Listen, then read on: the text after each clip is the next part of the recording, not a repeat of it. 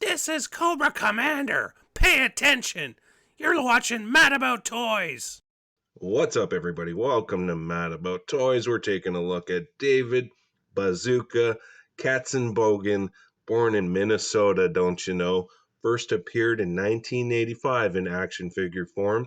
That same year in the cartoon in the 5-part series of Pyramid of Darkness. It wasn't until 1988 that Hasbro released the repaint for the Tiger Force line, and that's the classified we're looking at today. Why Hasbro release an exclusive figure over the regular version is beyond me and quite a dick move in my opinion. However, I'm very excited to have this figure in my collection. One of my favorite figures back in the 80s due to his football jersey. Clearly, Hasbro toy designer Ron Rudat is a Patriots fan, taking the number 14 from quarterback at the time, Steve Grogan. But as you can tell, Bazooka looks nothing like the former Patriots quarterback. Well, let's check this guy out. Let's start with his accessories. Here's a closer look at the Bazooka. So you can slide the rocket in there. It does get stuck. You'd have to kind of push it through with a pen. Stick it in there. But not much paint on it besides for that black there. Would definitely look awesome with a little bit more paint. And the helmet, like very much like a 50s football helmet, so that's a nice touch. And the backpack, got the arrows, they just slide in there. Didn't come with any pistol or anything like that. That's disappointing.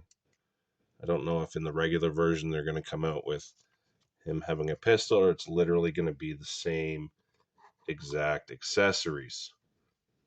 Usually the exclusives, they do have one less accessory for whatever reason. In Canada, they're a lot more. This guy rung up at $44.99 in Canada, coming to about $50. So let's get this out of his hand and we'll check out the figure. So overall, I'm very happy with this figure. A lot of the paint jobs on the new ones, they didn't look that great. There was definitely some weird paint jobs on some of the ones that I saw on the shelf. You can't really tell on camera here, but the hinge is completely different color to his arms. It looks very, very strange. It's like it's a completely different piece, like they made a mistake, but they're all the same that I could tell in the stores. So see if I can take a photo picture of showing the complete different color that it is there, and it stands out quite a lot. But the jersey looks good. Obviously it breaks up. Not much they can do about that as opposed to making it one piece. I guess they could have and just had it bend from the waist. Green wristbands. Pants look good. They are Roadblocks, Amazon exclusive, I believe. I believe the torso and shirt's definitely obviously new, but this torso piece, I can't think of anybody that has that. Let me know in the comment section if I am wrong. New arms for sure, or at least this piece is sculpted different. Pinless elbows, but pins on the legs. Yeah, they're definitely Roadblocks. Nice belt, slides up and down, but some nice paint on it. And boots, I think, are new. Not sure. Articulation, nothing really unusual. So can't quite kick his own butt. And the double joint doesn't go that far. Can do the complete splits. Oh yeah, Jean-Claude Van Damme.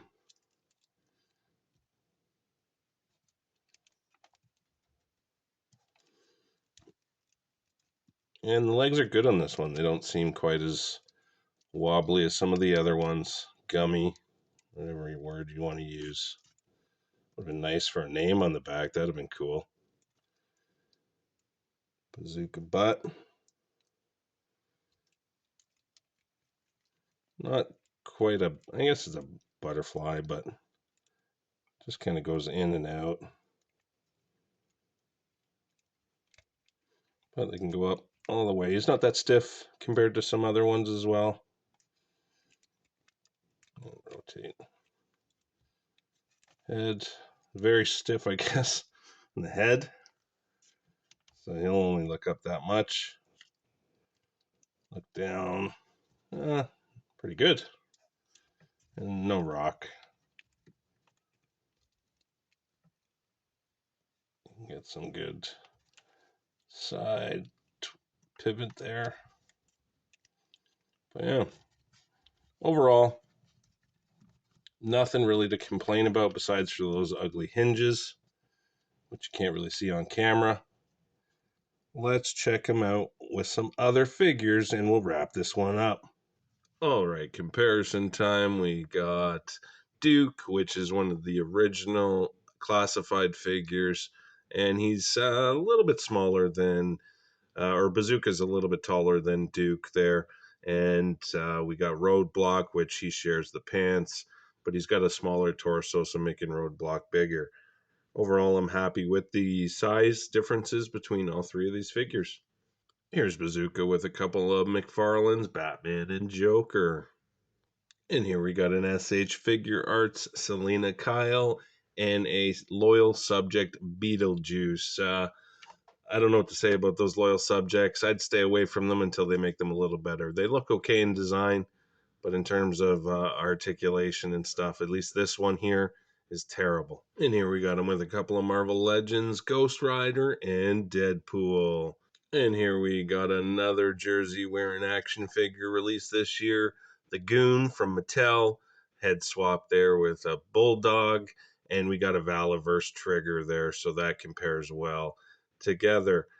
Let's check out some NECAs, possibly the best action figure of the year. And here's Bazooka with Frankenstein Raphael, probably the action figure of the year. You're going to want to hit that subscribe button. Make sure you don't miss my top 10 list for action figures of the year. I think I'll do a couple in terms of breaking them up with company and then possibly do an overall one. We'll see what happens here. But this figure is fantastic. So is this Bazooka. I absolutely love it. Let's just check it out with a couple of more fantastic G.I. Joe figures that have been released this year, and we'll wrap this one up. And to finish off this video of Bazooka, here are some of my favorite G.I. Joe figures of 2022. We got Outback, probably my favorite one. We'll see. We'll see what happens. Stalker to the left of him, and Serpentor.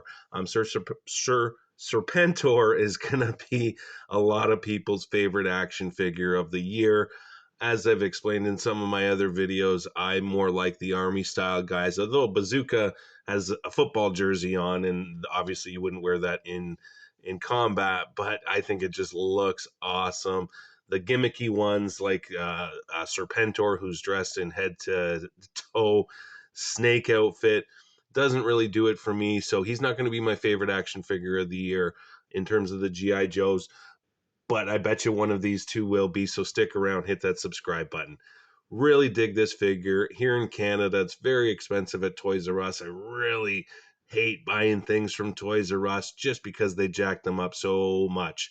I bought two other G.I. Joes this week from GameStop for $12 less. Brand new ones, Zorana and the Crimson Guard. So I'll do a video of those coming up this week too. So you're going to want to stick around for that. Make sure you hit that notification bell. But $44.99 for this one and $32.99 for Zorana and $32.99 for the Crimson Guard. Why does this one deserve that crazy price point from Toys R Us? It doesn't. There's no reason for it. But I'm happy to have it in my collection. With all that being said, very happy with this figure. Looking forward to getting some other GI Joes. Hasbro's definitely hitting those fourth quarter sales with all of these releases of the GI Joes late in the year. Still haven't got Sergeant Slaughter, so can't wait to get that guy in my collection. But that'll do it, everybody. I hope you guys have a fantastic day, and I'll talk to you guys later. Wow, completely blown away that YouTuber Radical Toys has sent me this animation of my intro using the Cobra Commander mask. I absolutely love it. Thank you so much, Radical Toys, for taking the time to animate some of my intros. Man, that means a lot to me. Go check him out on YouTube. Go check him out on Instagram. Such an incredibly talented guy.